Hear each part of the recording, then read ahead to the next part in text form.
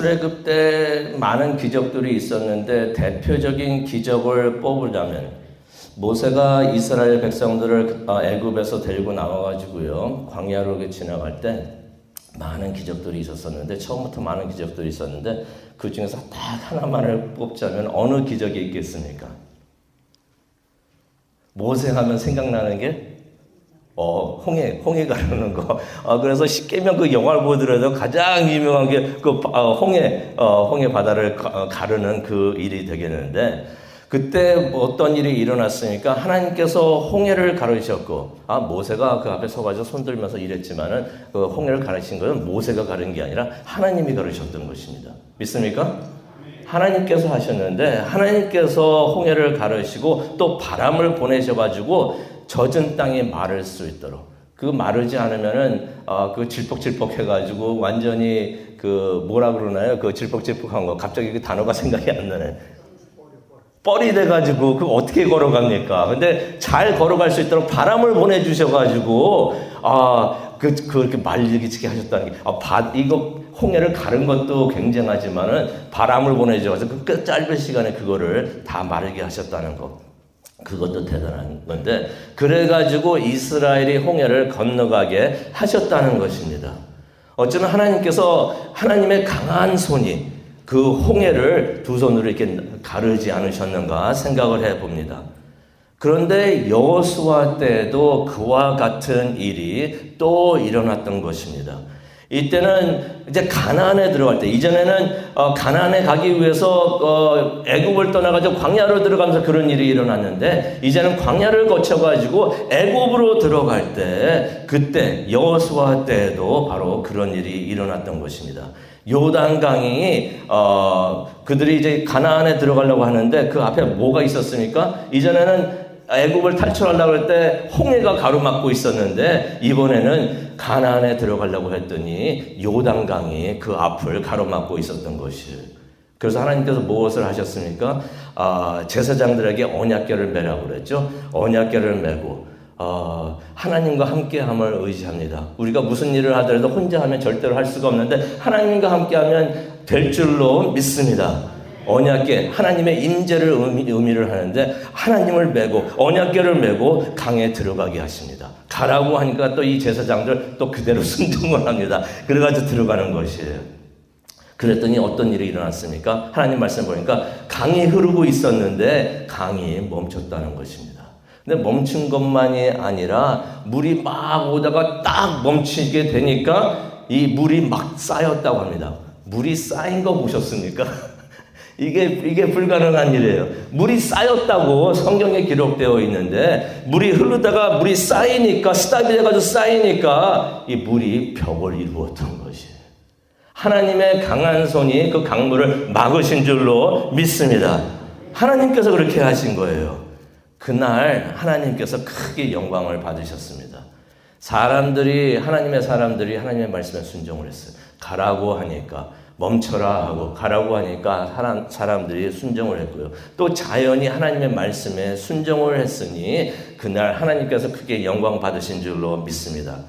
또 14절에 보게 되면은 오늘 우리가 읽은 말씀 여호수아 4장 14절 하나님께서는 하나님의 사람을 세우시고 사용하시면서 꼭 이것을 하시는데요. 그의 지도력, 그의 리더십을 하나님께서 세워주십니다. 모든 사람들 앞에서 높여주시는데요. 제가 어저께 말씀을 드렸기 때문에 다시 말씀을 자세하게는 안 드리겠지만은 오늘 말씀 14절에 보니까 이렇게 하나님께서 원하셨던 것과 같이 여호수아를 높이셨다. 라는 말씀이 나옵니다. 사람들 앞에서 하나님께서 높여주셨다는 것이에요. 그래서 사람들이 여호수아를 보면서 모세를 생각하게 해주시고 또 모세를 생각하게 해주시면서 하나님의 사람이구나, 하나님이 함께하는 사람이구나, 하나님이 인도하시는, 하나님께서 쓰시는 사람이구나 하는 것을 모든 사람이 알게 되었다는 것입니다.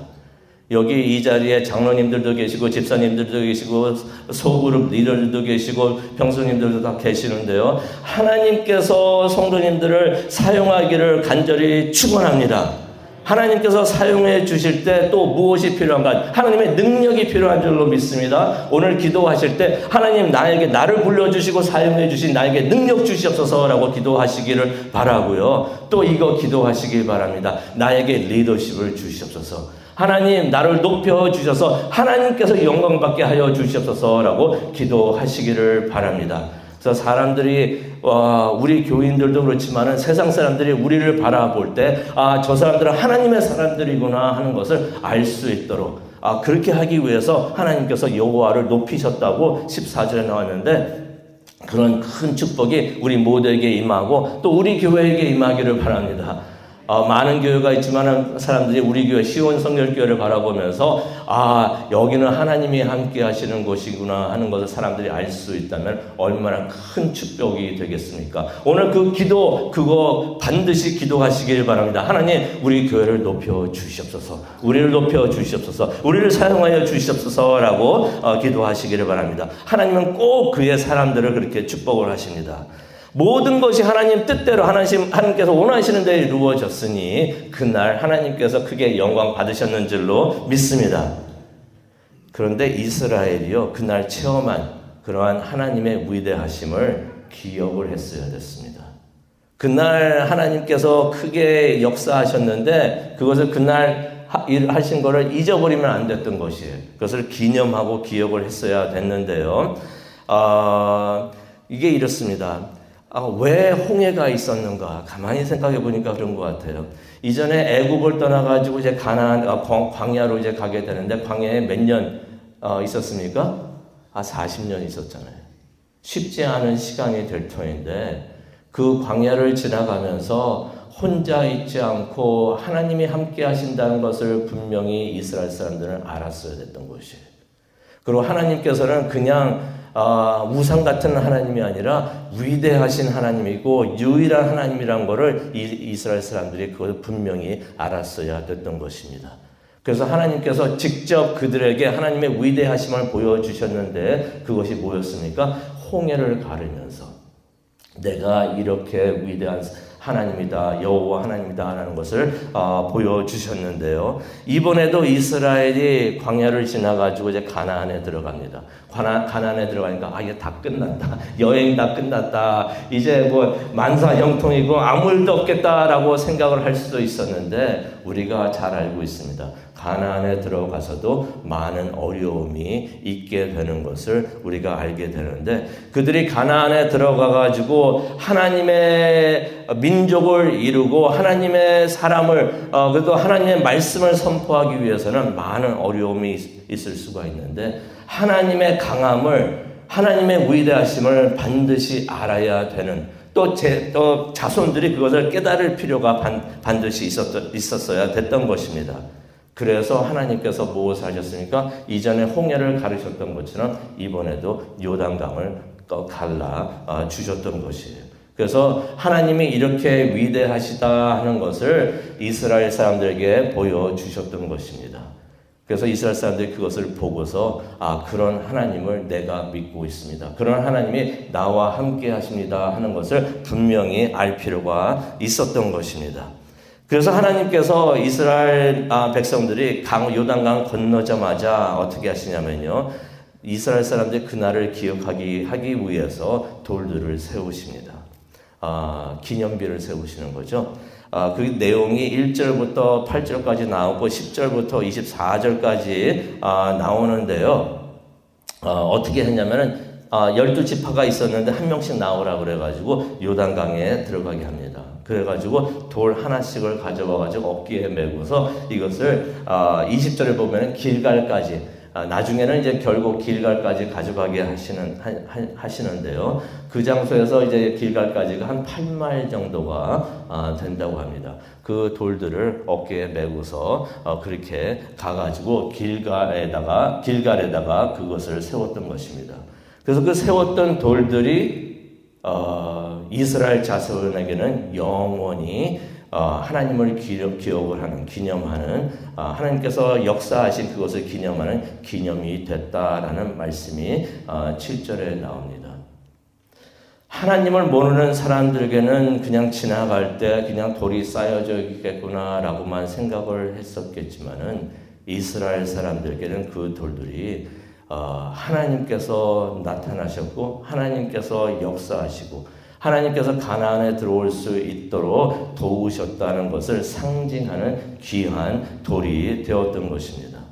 그래서 자손들이 그 돌들을 보면서 이 돌들은 무슨 뜻이 있습니까? 라고 물어보면은 부모들은 뭐라고 말을 했어야 되냐면은 이 돌들은 하나님께서 역사하신, 하나님의 강한 손이 역사하신 것을 기념하는, 그래서 우리가 하나님 덕분에 요단강을 건넜다라고서 알려주어야 하는 그러한 기념을 하는 돌이 되었다라는 말씀이 21절과 22절에 나옵니다. 그래서인지 길갈이 무척이나 중요한 장소가 되는데요. 그 길갈이 어떤 장소였습니까? 하나님을 기념하는 장소가 되었던 것이에요. 그래서 그곳에서 이스라엘의 첫 번째 왕 사울이 거기서 왕으로 세워지게 되고요. 또 엘리야 때 선지자를 교육하는 그 학교가 바로 그곳에 세워지게 되는 것을 우리가 보게 됩니다. 하나님께서 역사하시고 하나님을 기념하는 바로 그 장소가 되기 때문에 하나님을 대신해서 말씀을 전하는 선지자들의 학교가 바로 그곳에 세워졌던 것이에요. 그런데 또 한 돌들이 있었습니다. 그 길갈에만 세워진 돌들만 있었던 것이 아니라 그 돌들 외에 또 다른 12개의 돌들이 세워졌는데 그 돌들이 어디에 세워졌는지 혹시 아십니까? 그 내용이 9절에 나옵니다.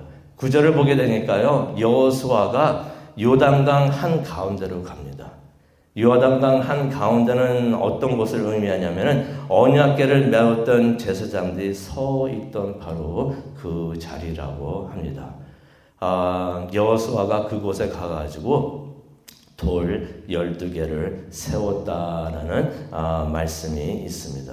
그런데 이 말씀을 보게 되면요, 길갈에다가 12개의 돌을 세워둔 것은 하나님께서 하라고 말씀을 하셨는데 요단강 가운데다가 그 12개의 돌을 세우는 건 하나님이 하라고 했었던 것이 없어요.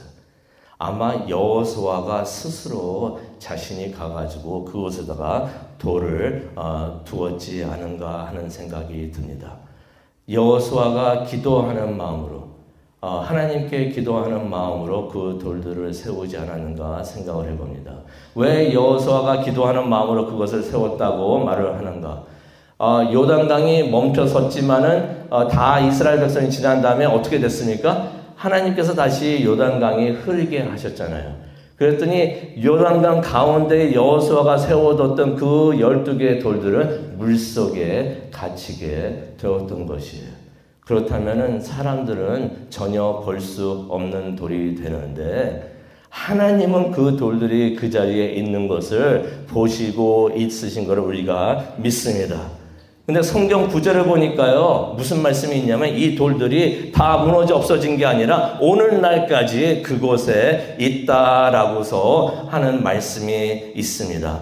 아마 여호수아가 그 안에 들어가서 돌들을 세워두면서 아마 하나님께 기도하는 마음으로 하나님께 이렇게 기도하지 않았는가 생각을 해봅니다. 하나님, 내가 이 돌들을 하나님 앞에 세워둡니다. 하나님의 제단을 세워둡니다. 하나님, 우리를 기억하여 주시옵소서.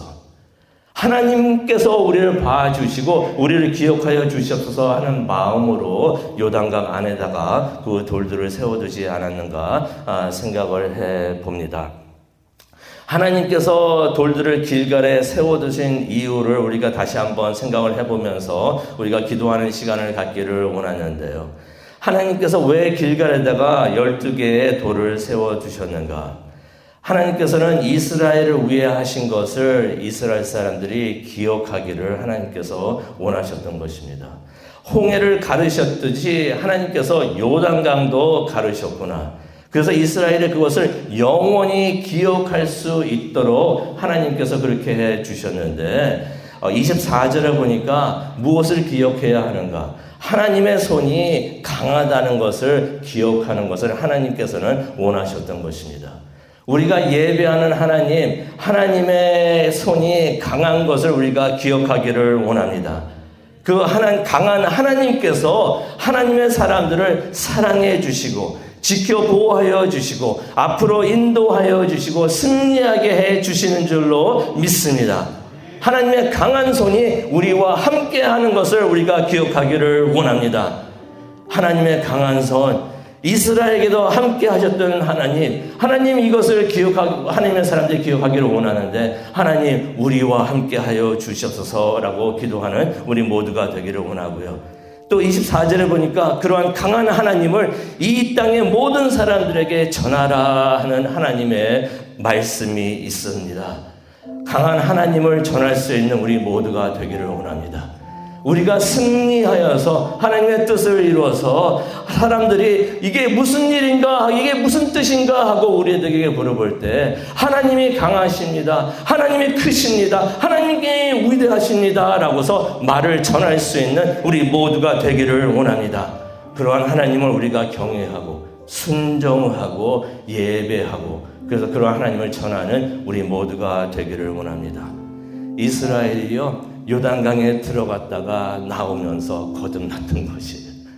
그래가지고 하나님의 사람들이 되어가지고 가나안에 들어가서 새로운 삶을 살았는데 우리도 예수님을 믿고 세례를 받으면서 우리가 새롭게 주님 안에서 거듭났는 줄로 믿습니다. 하나님의 강한 손을 우리가 기억하기를 원합니다. 하나님께서 이전에도 우리와 함께 하시면서 우리를 도와주셨던 그것을 기억을 하면서 하나님의 크신 은혜 우리가 기억하기를 원합니다. 그리고 그 하나님을 우리가 널리 전하기를 원합니다. 그러한 하나님을 예배하고 순종하고 전하는 우리 모두가 되고 우리가 모여서 하나님을 예배하든 찬양을 하든 말씀을 듣든 소급을 하든 어떤 사역을 하든 그 시간이 하나님이 나타나시는 귀한 시간이 되기를 간절히 축원합니다. 우리가 기도를 합니다. 이 시간 하나님께서 역사하시는 시간 되게 하여 주시옵소서. 우리가 간절한 마음으로 찬송가 623장 한 번 더 찬양을 하시고 우리 기도하는 시간을 갖도록 하겠습니다. 하나님, 그때 여호수아 때 하나님께서 요단강을 막으시면서 역사하여 주시고 그것을 기억할 수 있도록 12개의 돌을 세우라라고 말씀하셨던 그 하나님 그때 역사하셨는데 우리의 삶을 통해서도 역사하여 주시옵소서. 우리의 삶이 하나님의 시간이 되게 하여 주시옵소서. 우리가 기도하는 이 시간이 하나님께서 역사하는 시간이 되게 하여 주시옵소서라고 우리 간절히 기도하는 마음으로 주님의 시간에 다시 한번 찬양하도록 하겠습니다.